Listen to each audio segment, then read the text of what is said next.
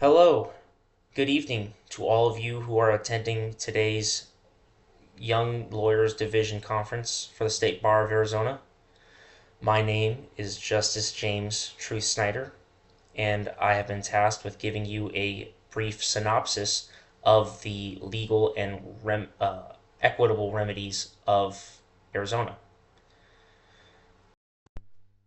Let us begin with a distinction between legal and equitable remedies. Legal remedies typically involve monetary compensation, damages awarded to the plaintiff to make them whole.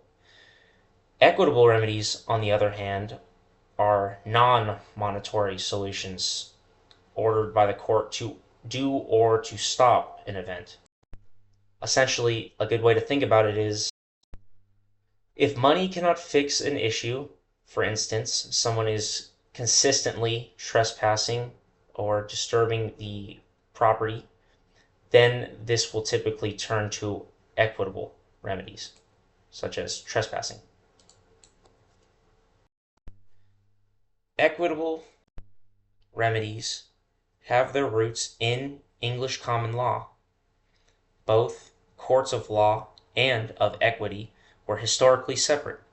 Law courts offered damages, while equity handled situations where damages weren't sufficient.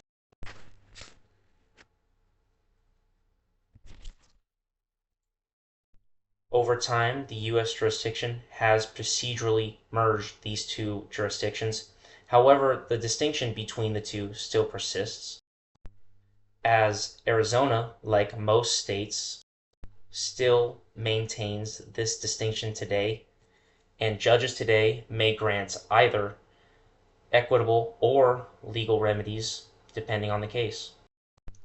Some of the most common equitable remedies in Arizona tort cases include, but are not limited to, injunctions, which are orders to refrain from doing specific acts, specific performance, a common contract cases, but occasionally relevant to tort claims tied to unique property, constructive trusts, used when someone wrongfully holds property and must return it, recessions, it cancels a transaction and restores parties to their pre-contracted positions, and equitable estoppel, prevents someone from taking a legal position inconsistent with the past conduct if it would be unjust.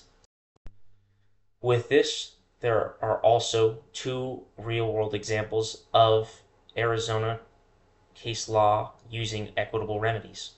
Firstly is Corolla v. Corolla.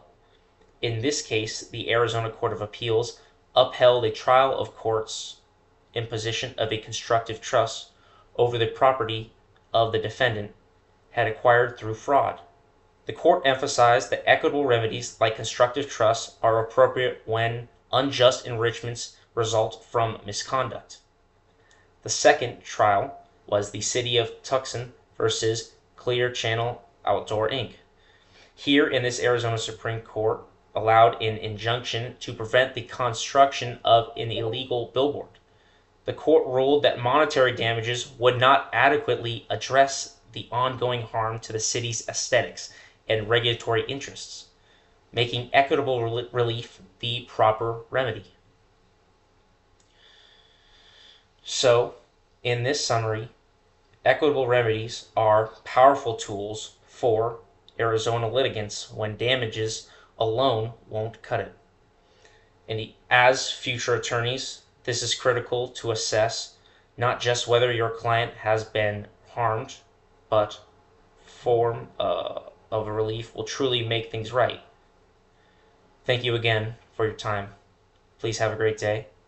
If there are any questions, please reach out to me through my discussed links. Have a nice day.